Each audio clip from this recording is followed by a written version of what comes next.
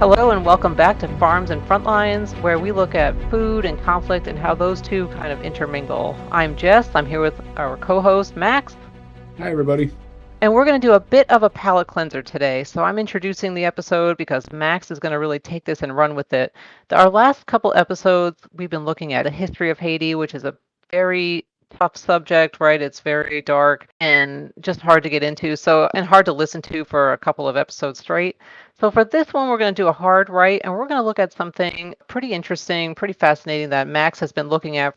And we're going to look at how Pepsi, the soda brand, becomes the owner of the sixth largest navy in the world. So Max, why don't you kind of tell us, how does it start? How does this become a thing? Even listening to that is like, wait, what? That can't be Yeah. right. Yeah. So, in 1989, PepsiCo acquires 17 submarines, a cruiser, a frigate, and a destroyer from the Soviet Union. And how we get there is kind of wild. But according to an analysis of Jane's fighting ships, 1989, 1990, country operating a squadron of 17 submarines would have tied with India for the seventh largest fleet of attack submarines. Adding the cruiser, frigate, and destroyer moves Pepsi to the sixth largest naval fleet. What was going on? Were the early inventors of DoorDash? Is this how Pepsi's going to get sent to everybody? Like, why? Where are these Instead of frigates naval in the stuff? Atlantic, Yeah. they Sea just load babies. them. They just load them onto submarines and ship them across.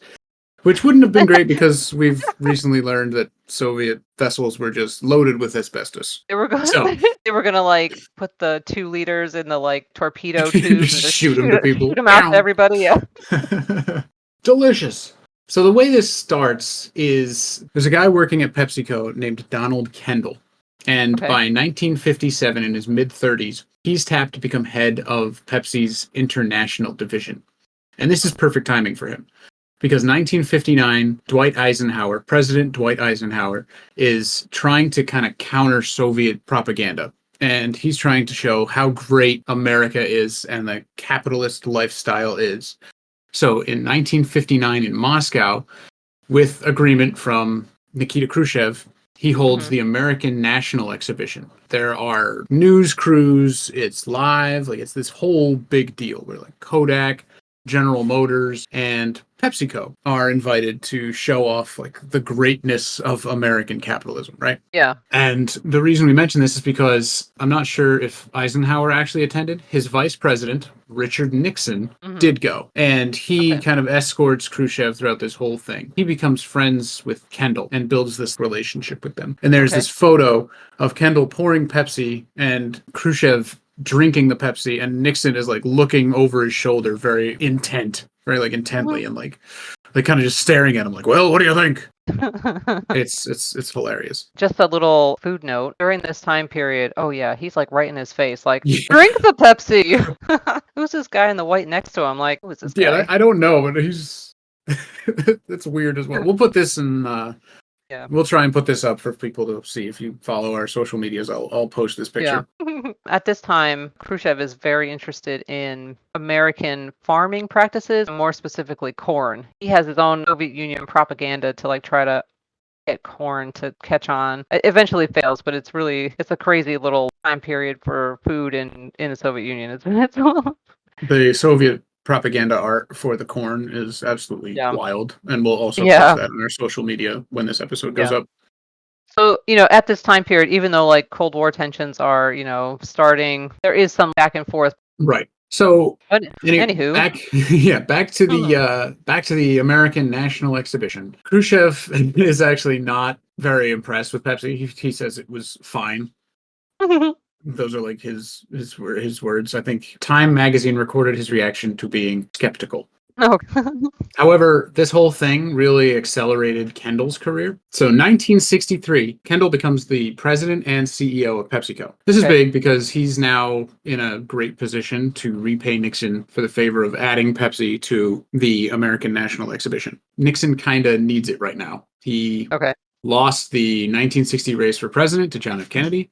And then in 1962, he also loses the California governor's race. However, Just losing but everything. Kendall, yeah, right? Like it's not good. His friendship with Kendall really pays off because Kendall makes the promise to Nixon that whatever law firm takes on Nixon as a partner would also receive Pepsi Cola's legal accounts, which is that's huge, right? Big deal, yeah. So this prominent New York law firm, Mudge, Stern, Baldwin, and Todd, leapt at the offer. I obviously never heard of these guys, but that's where they hired Nixon. So Who the hasn't heard of deal. Mudge?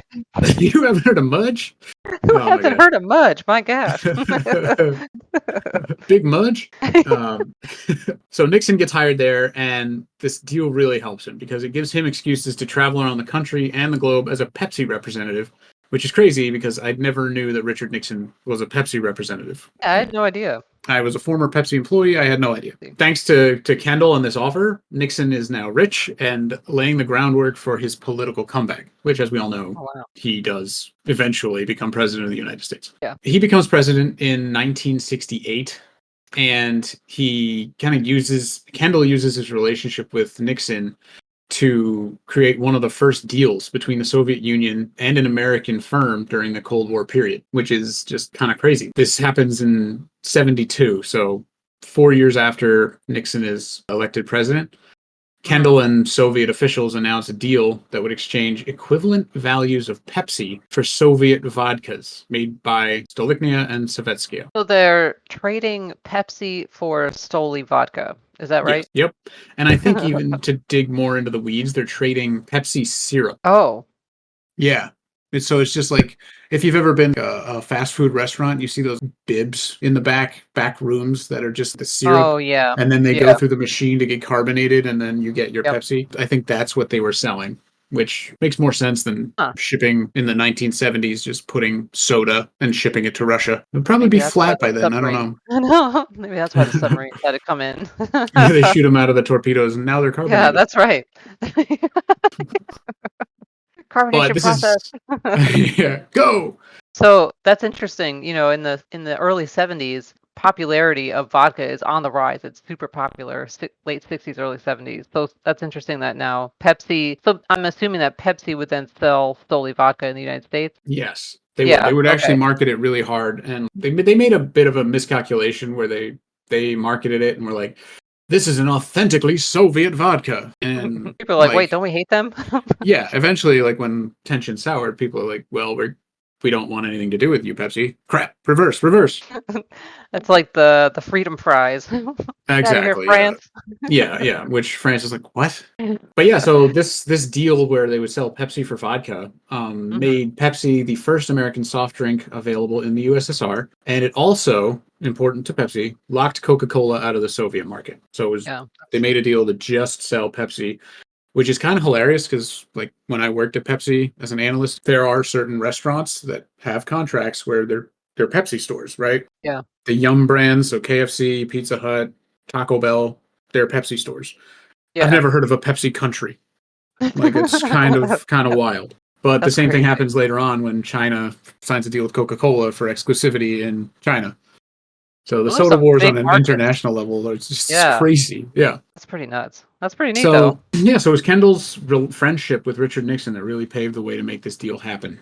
And in 1975 in Geneva, the Soviet foreign minister is actually wondering, like, why the Soviets only have Pepsi and not Coke. And Kissinger made it all the way to Geneva. Yeah, and Kissinger straight up tells him it was because Kendall was a friend of Nixon's. They're friends. That's it. Kissinger doesn't really care for Kendall that much. Like, Who is Kissinger at this time to Nixon? National Security Advisor. Yes. Okay. Yep. And so he's a bigwig. He's obviously important. Most people who study American or international affairs are familiar with Henry Kissinger. Yeah. Maybe not for reasons he'd want to be known for, but that's an entirely different topic. Well, I study Latin American history, so yeah, exactly. Yeah. But in a meeting with the AFL-CIO's foreign policy advisor, Kissinger, he thanks organized labor for support of the president, but then he disses businessmen. The businessmen of this country are a disgrace. Look at Kendall of PepsiCo. He would sell the country for a contract, and that's just wild, right? Yeah. Candles Like, get that just burned on an shows you. international scale. Yeah, for real. Like it's kind of crazy. Getting back to the deal, it wasn't all just here, you have Pepsi, we have vodka, done and done, right? It Can I was ask kind really of quickly? yeah. So why were they exchanging in goods and not in money? Oh, perfect. I'm glad you asked because that's exactly what I was going to get into now. It was tough for a capitalist nation to trade with a communist country outside of the normal trading rules for capitalism, right? Okay. And Soviet currency, the ruble, it couldn't be traded in international markets, which makes it difficult to do business, right? And Yeah. on top of that, the Soviet Union was hoarding its reserves of hard international currencies. I don't really know why, but they were. Okay. I think they were planning for like some collapse, maybe not necessarily their own, but I think, and this is just me speculating, they were trying to plan for like the end of the Cold War and be like, whoever comes out on top, we're going to have all of this money, right? Okay. Yeah. Maybe not. I don't know. But they were hoarding the hard international currency. So they wouldn't trade or just buy out outright. So they were just doing these weird, cumbersome trades of Pepsi for vodka. Okay. So it wasn't just a simple exchange of currency. All right. That makes sense then. Yeah, it was time consuming, and it was like we had mentioned previously, this is just amongst ourselves. This was in the 70s, right? So it wasn't like there's GPS trackers. It wasn't like you could keep an eye on it. It was just load everything up, go swap it, hope everything goes well, and you'll hear about it when it's done. Yeah, there's no PayPal where there's some intermediary. Exactly, right? You get a little Venmo notification. You received 800 tons of vodka. Excellent. Oh, cool. Yeah. So things get kind of rough in the early 80s with the Soviet Union. They invade Afghanistan. A Soviet fighter jet shoots down a Korean Airlines passenger aircraft, and people start to boycott Pepsi in the U.S. But despite that, Pepsi's presence in the Soviet Union continues to grow. And when Mikhail Gorbachev takes over in 85, Pepsi had built 16 bottling plants in the Soviet Union. Wow. Like to produce Pepsi in the Soviet Union. So it was a really big market then for Pepsi. Yeah, like Russians loved Pepsi. It was kind of wild, but I don't know of anything Russian that was similar to like American soda. I guess solely, right? Vodka. Yeah, I mean, but they're, easier to drink a Pepsi than a vodka, I guess. I don't know. Maybe for you weakling. No, I'm kidding. I'm leaving that in, so I'm being dissed on my own podcast. So it's a big market. Pepsi is on the rise, but in the United States, there's quite a bit of discontent, and the people are doing a Boston Tea Party type of dumping of Pepsi into the harbor. Right. Okay. And this is like, just to backtrack a little bit, when this deal first went through, Soviet leaders were really hoping that this agreement, this Pepsi agreement, would kind of open the doors for more companies to come in and operate in the Soviet Union. Companies that were based on, Pepsi, like Pizza Hut, was start to pop up in the Soviet Union, which is kind of hilarious. I don't know. It's just like the idea of seeing a Russian Pizza Hut just seems comical. Bring that bucket back, man. Those pizzas were the best. When you got that personal pan pizza, those were the best. Yeah, exactly. That's one of those things where you think back to being in a Pizza Hut. After getting your like book it thing, it's like one of those weird liminal spaces. Did that really exist? Yeah. Was I there? Yeah. I feel like I was, but it was so distinctly 90s. It was so, you look back now and you're like, are they smoking? Probably. It was in Pizza Hut? Yeah. Somebody probably was. I know. That was good stuff though. That's what needs to happen. Book it diplomacy. That's what's gonna happen. I love that. Book it diplomacy. That would be incredible. So yeah, they're hoping to get Pizza Hut in there. They're hoping to get other franchises up into this huge market in Russia. Okay. And then eventually, you get very hardline anti-communist presidents like Ronald Reagan and stuff like that. So that really kind of harms the growth of all this stuff. Okay. But despite that, you still do see brands, including Donald's and even Baskin-Robbins, start to come on in. Okay. And even Coca-Cola eventually enters the Soviet market. It's only available at first in hard currency stores that are open to tourists, so not wide open being sold in like Russian convenience stores. But they only come in when Pepsi's exclusive deal expires, and they're only available in the stores open to tourists. Oh, okay. So 1989 rolls around. Okay. And things are kind of wild, right? Like this is the year you get tanks rolling into Tiananmen Square in June. Oh yeah, Panama. The Berlin Wall falls in November. Yeah. Like it's a pretty pivotal year. And less remembered, but I don't want to say equally as important, but almost as important, the Soviet Union held meaningful elections for its new legislative body, the Congress of People's Deputies. Oh, nice. So this was like a step that was seemed to confirm the power of Gorbachev and reformers. Wouldn't last for all that long, but this was the environment which Pepsi concluded the deal that delivered the Pepsi Navy. So the ruble was still worthless internationally, and Stoli's growth prospects were more limited now even than in 1972. So enlarging Pepsi's sales in the USSR meant turning to these new sources of revenue. So what else can I trade you for your exactly Pepsi syrup? Like a drug deal. Like Russians really wanted Pepsi. Like they really wanted it. They viewed it as like kind of this link outside and around what they stood for, as like a backdoor to capitalism, kind of. Like you're here. Yeah, how we talked about with our other episode, how like weed was linked to like a counterculture movement. Is Pepsi linked to maybe like this counterculture movement in the Soviet Union? It might be. It's kind of like it's this very American thing that's being sold throughout the USSR, right? Which is kind of unheard of. So could be. Oh, wait, is Michael Jackson the spokesperson for Pepsi, or is that Coke? He's Pepsi. Yeah, so this is also like the Michael Jackson spokesperson era. Yeah, I don't think he was ever in Russia, but you never know. I know, but like Michael Jackson is like huge everywhere. That's true. To include Russia. Yeah. Right. So probably something else to like link to that. So at this time in 1989, things are kind of looking a bit difficult for the Soviet Union, but Pepsi strikes this deal for the submarines and the other ships, right? And it kind of seemed like a novelty. Like even now you tell people like Pepsi bought a Navy. What? Can you imagine though, you're at that bargaining table, you're at the negotiation table, you're like, hey, what's that? And they're like, oh, it's just our subs. Submarines, you say? Tell me more. How much can that go for? So be fun. The reality is a lot less fun, right? Yeah. Like Pepsi is just the middleman for essentially vessels being shipped to a scrap heap in Norway. They go to this Norwegian shipbreaker, and Pepsi doesn't even really touch them, but they get paid for like dealing with the transaction. So they do own them, but then they buy it. Well, they buy it with Pepsi. They provide the Pepsi, they get the money, or they get the warships, and then they sell the warships to the Norwegian shipbreaker. Oh. Right, so no Pepsi torpedoes, nothing that, think of what could have been, right? I know what could have been. No vision. But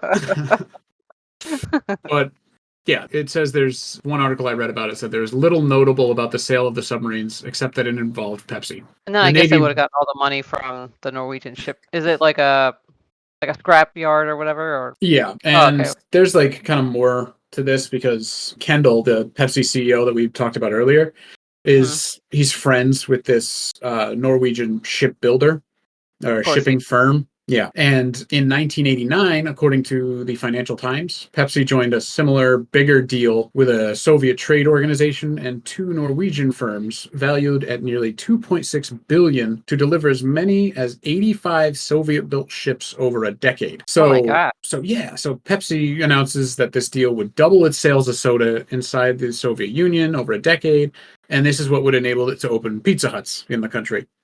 Wow. Book it. Book it's back. We just want Pizza Huts to open. I know, and it's hilarious because you get this like Soviet era machinery for soda and Pizza Hut, which is just yeah. So and like Pepsi doesn't even touch this again. It's the Norwegian partners handle the marketing of the Soviet ships and bear the risks of selling the vessels.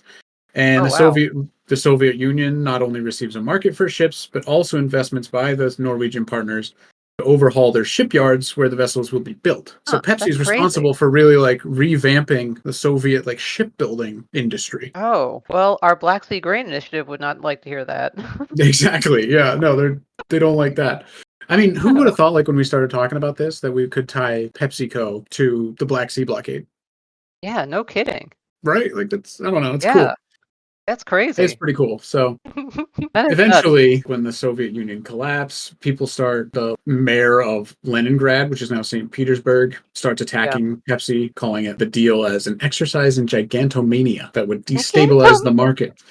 Yeah, I've never heard of gigantomania before, but it kind of like, perfectly encapsulates capitalism to me. Yeah, that's great. A good adjective. Yeah, right. And Kendall even observes in 91, sadly, that it had been easier to do business with the centralized economy before Gorbachev, and dealing in a democracy in the Soviet Union today is much more difficult. Yeah, sound like The irony of that. I know, right? So in 1991, George H.W. Bush announces like Okay. major steps towards full trade normalization with the Soviet Union. As we know, eventually, by the end of that year, the Soviet Union would collapse. But Okay, yeah. it's not the end of Pepsi, right? I was telling you before this, in 2004, Yeah. Kendall received the Order of Friendship for his contributions to Russian commerce from Russian President Vladimir Putin. How crazy is that? It's insane. And even today, I mean, well, I'm looking at numbers from 2020, but PepsiCo reported revenue of $3 billion in Russia, which is its third Wow. largest market behind Mexico and the US. So That, their gamble in the Soviet Union, it paid off. no kidding. Wow, that's so nuts. Yeah. Does Pepsi have like a museum or anything? Do you know? You know what? They have in New Bern, North Carolina, where it was originally created. It was called Brad's Drink by a pharmacist who Oh, created it. wow. Yeah. Yeah. And they have just a little like thing there, but I'm not sure if they actually have like a full-on museum. Which I mean, this would be a really cool museum display, Yeah, that's what I mean. I wonder if they would have that at the museum. His Medal of Friendship from Putin. right? Like it kind of stinks to think that that's Uh, just like sitting in some guy's like closet or something. yeah. I don't know. But It's that's interesting. but that's essentially the story of how Pepsi ended up with a navy. It's much less exciting than what you might think of before you know the story, but Well, it is very interesting though. I mean, maybe it's not like we don't have, like we said, torpedoed 2 liters like being delivered around the yeah, world. Like there could have been yeah, right. missed opportunity. In a But more fun world. yeah, I know. But very interesting how, something like mundane, like we think like, oh, it's soda, but there's some real power behind that, right? There's big There really is. international plays being done here with Pepsi syrup as the conduit. That's really neat. I think it's very interesting. I think the craziest thing from this is not even the fact that Pepsi ended up with a navy. I think the most interesting thing here is that Pepsi is largely responsible for Richard Nixon becoming president. And I also would say it's interesting how they've reinvigorated Russia's like shipbuilding. Yeah, That's also really interesting there. Like I kind of that, never would have known yeah, if yeah. you just tell me the history of Russian shipbuilding. It's like Pepsi played a role, Wait, what? like PepsiCo, like the drink, Surely there's like the another Super Pepsi out Bowl there. halftime show. Which hey, look, No, we're tying episodes together again: avocados and Pepsi and Super Bowls. that's right. Yeah. Oh my gosh, look at that. Somehow, It's all so connected. maybe it's the Super Bowl's fault. No, Yeah, right. because Tune in the next week avocado, to hear how the NFL is ruining the world. it's the British and the Super Bowl. That's why The they're ac- trying to expand to London. yeah, It all makes sense now. now it all makes sense. When you have a Pepsi with your guacamole, you are in fact ruining the world. I want you to think about that next time. Just kidding. Please don't sue us, Pepsi. This is all Yeah, in jest. we're just being silly. Our opinions are our own. I know. Again. Yeah.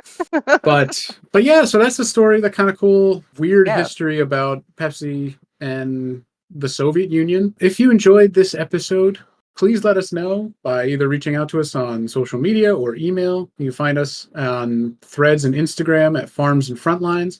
And you can email us at farmsandfrontlines@gmail.com. Thank you so much for listening. We really, truly appreciate it. Max, thank you so much for sharing this awesome story with us.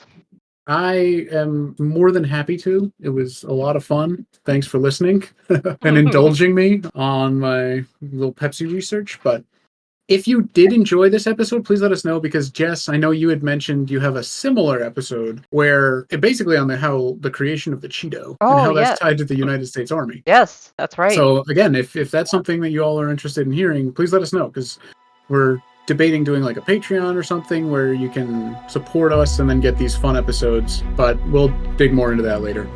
Yeah, there's a ton of like fun little side stories on food. Again, thanks for listening. We hope you'll continue to listen, and next week we'll get back to Haiti and current day events going on there. That's right. All right. Well, I hope you have a great day, and we'll talk to you later.